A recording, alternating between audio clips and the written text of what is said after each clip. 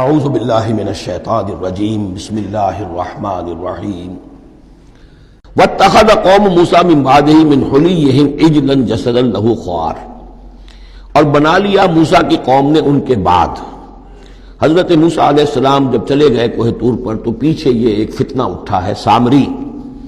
یہ سامری جو ہے اس نے فتنہ اٹھایا، اور جو کچھ ان لوگوں کے پاس، اسرائیلیوں کے پاس جو ان قبطیوں کے زیورات بہت سے رکھے ہوئے تھے امانتاً، وہ بھی جانتے تھے کہ یہ قوم، یہ چونکہ ابراہیم کی نسل میں سے ہیں تو یہ امانت دار ہیں، جب یہ وہاں سے چلے تو وہ سارے جو ہیں وہ زیورات بھی وہ لے کر آ گئے تھے اپنے دشمنوں کے، ان زیورات کو لے کر اس نے گلایا، آگ میں تمایا، گلایا، اور اس سے ایک بچھڑے کی شکل بنائی، اور کچھ ایسی کاریگری رکھی کہ اس میں سے ہوا جب گزرتی تھی ایسے سوراخ رکھ دیے کہ اس میں سے ایسی آواز آتی تھی جیسے کہ بچھڑا جو ہے وہ بول رہا ہے، اور اس نے کہا یہ ہے تمہارا خدا۔ یہ موسیٰ تو بھول گیا،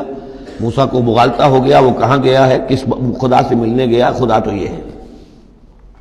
اور اس میں بھی ایک اور بات دوسری جگہ پر آ جائے گی، یہاں تو نہیں ہے، کہ حضرت موسیٰ علیہ السلام اصل میں اپنے اشتیاق اور محبت اور شوق اور جذبے کی وجہ سے قبل از وقت چلے گئے تھے، جو وقت معین تھا کوہ طور پر آنے کا اس سے پہلے۔ تو اللہ نے جواب طلبی کی تھی، ما عجلک عن قومک یا موسیٰ، اے موسیٰ اپنی قوم کو چھوڑ کر پہلے کیسے آ گئے ہو؟ اور انہوں نے جواب دیا، اجلت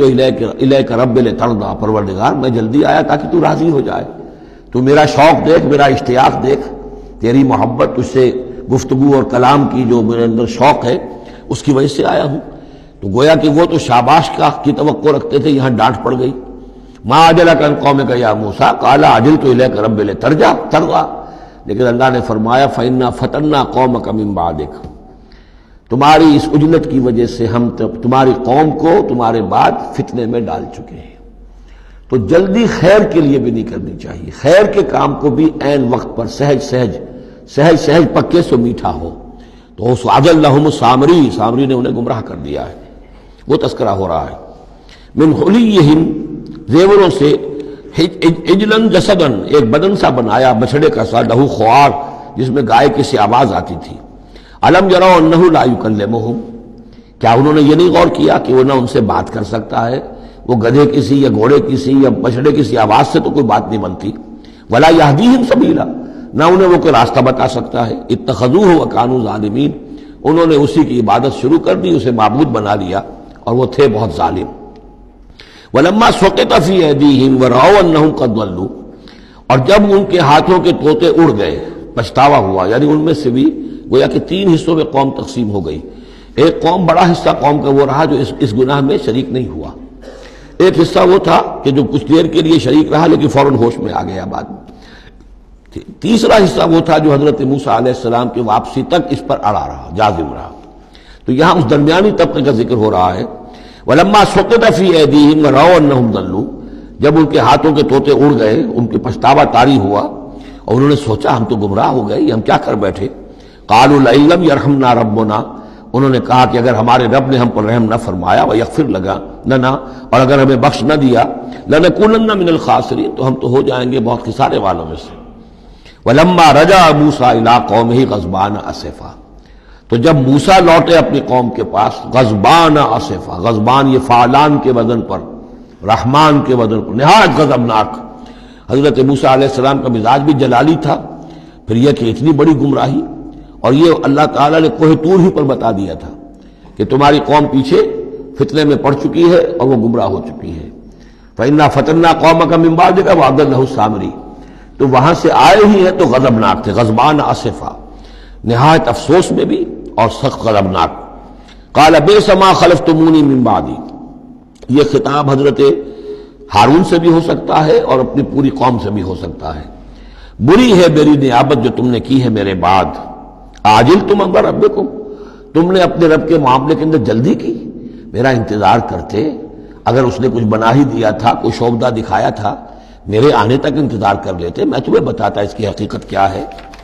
وَأَلْقَى الْأَلْوَاحَ، اور انہوں نے وہ جو تختیاں لے کر آئے تھے کوہ طور سے تورات والی، وہ تو ایک طرف ڈال دی۔ وَأَخَذَ بِرَأْسِ أَخِيهِ يَجُرُّهُ إِلَيْهِ،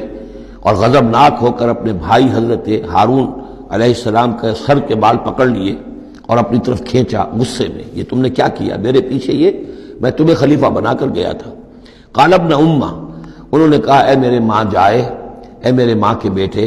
ان القوم استضعفونی، قوم نے مجھے دبا لیا تھا، مجھے بے بس کر دیا تھا، وقعدوا یقتلوننی، اور وہ تو میرے قتل پر آمادہ ہو گئے تھے، میں نے انہیں روکا، میں نے منع کیا، لیکن وہ اس درجے اس معاملے کے اندر آگے بڑھ گئے تھے، قعدوا یقتلوننی، وہ تو مجھے قتل کرنے پر آمادہ تھے، فلا تشمت بی الاعداء، تو دیکھیں اب مجھ پر آپ دشمنوں کو ہنسنے کا موقع نہ دیں۔ ایک تو آپ کے پیچھے انہوں نے مجھے دبایا، میری توہین کی، مجھے قتل کرنے تک پر آمادہ ہو گئے، اب وہ دیکھیں گے کہ موسیٰ بھی آئے ہیں تو میرے بال آپ پکڑ کر کھینچ رہے ہیں اور میری توہین کر رہے ہیں، تو اس پر تو دشمن اور ہنسے گا۔ فلا تشمت بی الاعداء، شماتت اعداء یہ ہمارے ہاں پھر اردو زبان میں محاورہ ہے، ولا تجعلنی مع القوم الظالمین، اور مجھے ان ظالموں کے ساتھ نہ کر دیجئے، میں ان کے ساتھ نہیں ہوں، نہ میں نے ان کے ساتھ اتفاق کیا ہے، میں روکتا رہا، منع کرتا رہا۔ قال رب اغفر لی ولأخی، اب حضرت موسیٰ نے دعا کی اللہ سے، پروردگار بخش دے مجھے بھی اور میرے بھائی کو بھی، وادخلنا فی رحمتک، اور ہمیں داخل فرما اپنی رحمت میں، وانت ارحم الراحمین، اور یقیناً تو ہے تمام رحم کرنے والوں میں سب سے بڑھ کر رحم فرمانے والا۔ ان الذین اتخذوا العجل سینالہم غضب من ربہم، اب یہ فیصلہ انہوں نے دیا، یقیناً جن لوگوں نے اس بچڑے کو اپنا معبود بنایا، ان قریب ان پر آئے گا غضب ان کے رب کی طرف سے، گویا کہ قتل مرتد کی سزا جس کا ذکر ہم سورہ بقرہ میں پڑھ چکے ہیں۔ وذلۃ فی الحیات الدنیا، دنیا میں ذلت بھی آئے گی، وکذالک نجزی المفترین، اور اسی طریقے سے بہتان باندھنے والوں کو، جھوٹ گھڑنے والوں کو ہم جزا دیتے ہیں۔ والذین عملوا السیئات ثم تابوا من بعدها وآمنوا، البتہ جن لوگوں نے کچھ دیر کے لیے یہ غلط کام کیا تھا لیکن پھر وہ توبہ کر لی انہوں نے، من بعدها اس کے بعد، وآمنوا اور ایمان لے آئے، ان ربک من بعدها لغفور الرحیم، تو یقیناً اس کے بعد آپ کا رب جو ہے غفور الرحیم ہے۔ جن سے عارضی طور پر یہ بات ہو گئی تھی پھر انہوں نے توبہ کر لی، ان کے لیے تو مغفرت ہے، اللہ تعالیٰ معاف فرمائے گا، غفور الرحیم ہے۔ البتہ جو اب تک اس پر اڑے رہے ہیں ان کے لیے یہ حد جاری کی جائے گی۔ یہ بالکل ایسے ہی جیسے سورہ مائدہ میں ہم نے پڑھا ہے محاربے والی آیت میں، کہ اگر کوئی ڈاکو ہیں، راہزن ہیں، کوئی ملک کے اندر فساد مچا رہے ہیں، تو اگر اس سے پہلے کہ تم ان پر قابو پاؤ اگر وہ توبہ کر لے تو پھر ان کے لیے معاملہ اور ہوگا، پھر ان کے ساتھ نرمی بھی ہو سکتی ہے، معاف بھی کیا جا سکتا ہے، لیکن اگر قابو پا لو تو پھر ان کی سزا بہت سخت ہے، لیکن قابو پانے سے پہلے توبہ کر لے تو ان کے لیے نرمی۔ اسی طرح یہاں معاملہ ہے۔ وَلَمَّا سَكَتَ عَنْ مُوسَى الْغَضَبُ، جب موسیٰ کا غصہ کو ٹھنڈا پڑا، أَخَذَ الْأَلْوَاحَ، اب انہوں نے وہ تختیاں اٹھائیں، وَفِي نُسْخَتِهَا هُدًى وَرَحْمَةٌ لِّلَّذِينَ هُمْ لِرَبِّهِمْ يَرْهَبُونَ، اور اس کی تحریر میں لکھا ہوئی تھی رحمت، ہدایت بھی اور رحمت بھی ان لوگوں کے حق میں جو اپنے رب سے ڈرتے ہیں، اپنے رب کا تقوی اور خوف رکھتے ہیں۔ صدق اللہ العظیم۔